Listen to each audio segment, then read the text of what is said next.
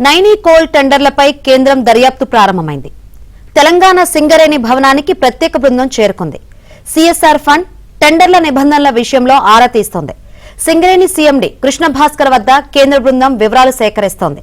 నిన్న 7 గంటల పాటు విచారించిన ప్రత్యేక బృందం నేడు మరోసారి విచారించనుంది. వచ్చే సోమవారం నివేదిక ఇవ్వనుంది.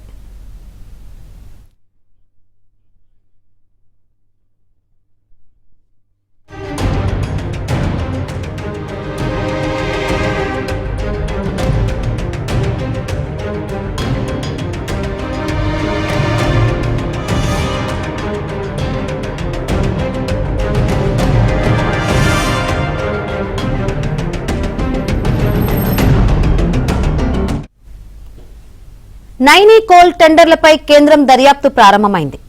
తెలంగాణ సింగరేణి భవనానికి ప్రత్యేక బృందం చేరుకుంది. సిఎస్ఆర్ ఫండ్ టెండర్ల నిబంధనల విషయంలో ఆరా తీస్తోంది. సింగరేణి సీఎండీ కృష్ణ భాస్కర్ వద్ద కేంద్ర బృందం వివరాలు సేకరిస్తోంది. నిన్న 7 గంటల పాటు విచారించిన ప్రత్యేక బృందం నేడు మరోసారి విచారించనుంది. వచ్చే సోమవారం నివేదిక ఇవ్వనుంది. రైట్, నైనీ కోల్ టెండర్లపై కేంద్ర దర్యాప్తు ప్రారంభమైంది.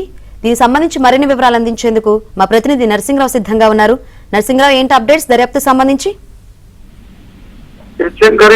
ఈ వ్యవహారంలో నైనీ కోల్ బ్లాక్ వ్యవహారంలో ఆ నిబంధనలకు సంబంధించి తెర వెనుక ఏం జరిగింది, ఆ నిబంధనల వెనుక అసలు మతలబు ఏంటి అనేటువంటి విషయాన్ని నా ఏబిఎన్ ఆంధ్రజ్యోతి సంస్థల ఎండి వెలికి తీసిన తర్వాత, కథనం రాసిన తర్వాత తెలంగాణ రాష్ట్రంలో ఈ బొగ్గు గనుల విషయంలో ఒక ప్రకంపనలు అయితే సృష్టించిందని చెప్పొచ్చు. సో దీంతో అది అధికార విపక్షాల మధ్యన పెద్ద ఎత్తున విమర్శలకు దారితీసింది. అయితే ఈ వ్యవహారం కేంద్ర ప్రభుత్వము, ప్రత్యేకంగా బొగ్గు గనుల శాఖ మంత్రిత్వ శాఖ చాలా సీరియస్ గా రియాక్ట్ అయింది. వెంటనే నిపుణుల కమిటీని నియమించింది. కేంద్ర బొగ్గు గనుల శాఖ డైరెక్టర్ జనరల్ చేతనా శుక్లా, అదేవిధంగా డైరెక్టర్ వెంకటేశ్వర నేతృత్వంలో ఒక నిపుణుల కమిటీని నియమించింది.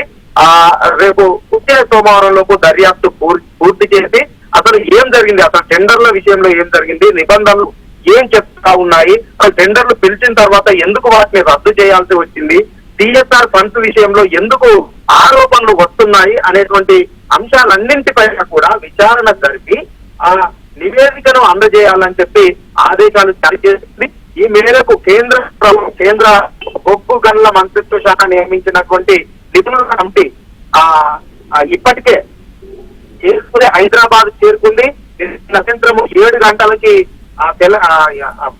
సింగరేణి భవన్ కు చేరుకుని విచారణను ప్రారంభించింది.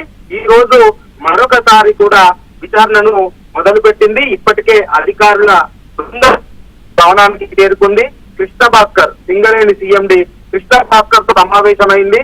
సో ఈ నిబంధనల విషయంలో అసలు ఏం జరిగింది, ఎందుకు ఈ వివాదం తలెత్తింది, అసలు గతంలో ఈ నిబంధన లేదు, ఏదైతే సైట్ విజిట్ అనేటువంటి నిబంధనను ప్రత్యేకంగా పెట్టారో ఆ సైట్ విజిట్ అనేటువంటి నిబంధన ఎందుకు పెట్టాల్సి వచ్చింది, పెట్టిన తర్వాత అసలు బోర్డులో అసలు దీనిపైన చర్చించారా లేదా, చర్చించిన తర్వాత మరి ఎందుకు దీనిపైన వివాదం అయింది, అసలు ఇందులో పార్టిసిపేట్ చేయాల్సి, బిడ్డింగ్ లో పార్టిసిపేట్ చేయాలనుకుంటున్నటువంటి వారికి ఎందుకు